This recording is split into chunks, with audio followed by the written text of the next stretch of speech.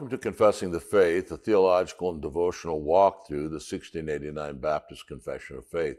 I'm your host, Sam Waldron. I'm the president of Covenant Baptist Theological Seminary, the professor of systematic theology here, and one of the pastors of Grace Baptist Church in Owensboro, Kentucky. Today we continue to consider chapter 19 of the Confession, which takes up the great biblical and Reformed doctrine of the law of God. Probably the most foundational assertion regarding the law of God made by the Confession is found in its first paragraph, or I should say its first and second paragraphs. And paragraph 2 reads this way: "The same law that was first written in the heart of man continued to be a perfect rule of righteousness after the fall, and was delivered by God upon Mount Sinai in 10 commandments and written in 2 tables, the 4 first containing our duty towards God, and the other 6 our duty to man." Here the Confession teaches the substantial equivalence of the requirements of the law written on Adam's heart with the requirements of the 10 Commandments. But does the Bible teach this? It certainly does. And the key passage is Romans 2:12a and verses 14 and 15. In the first part of verse 12, Paul asserts that those without the law sin and perished. He says, "For all who have sinned without the law will also perish without the law, and all who have sinned under the law will be judged by the law." Now this assertion raises a pressing question. How can men sin, let alone perish, without the law? The broader issue at stake here underscores the importance of this issue.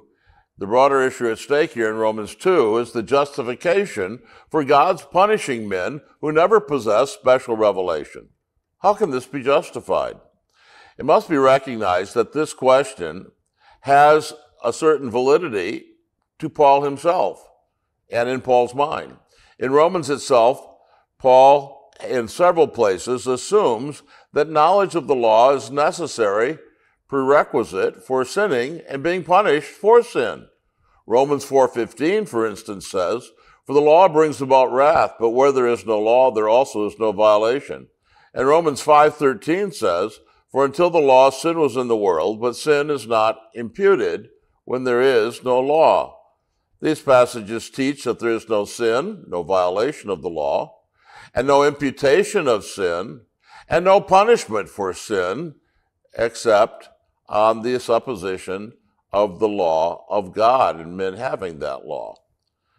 Now, Paul's basic justification for the punishment of the lawless Gentiles and his response to the question raised is, "These to themselves are the law."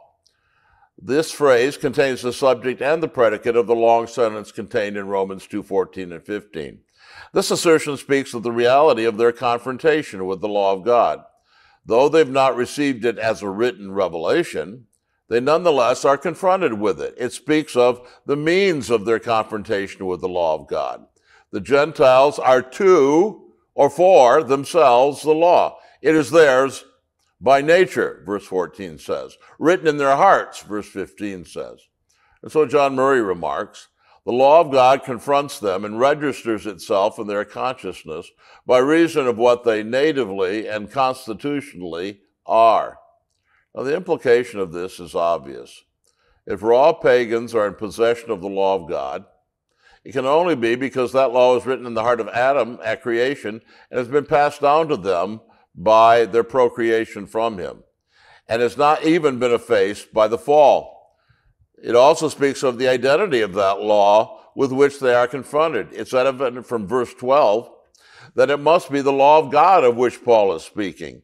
But the fact that the word law in the phrase under discussion lacks the definite article has confused some.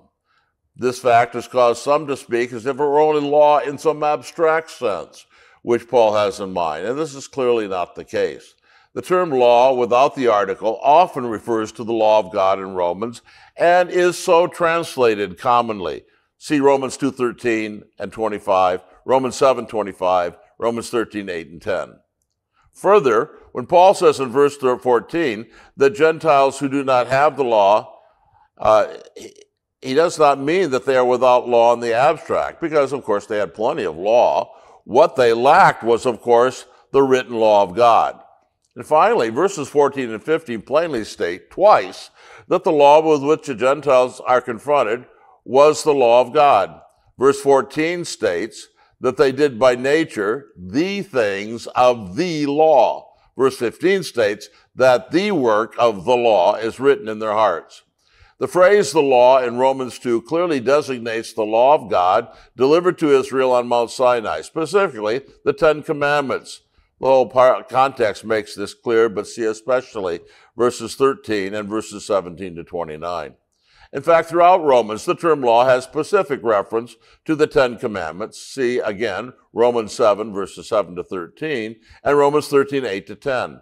And thus, by asserting that Gentiles are in possession of the law, Paul teaches that a substantial identity exists between the Ten Commandments and the law of God written by creation in the heart of Adam and all his descendants.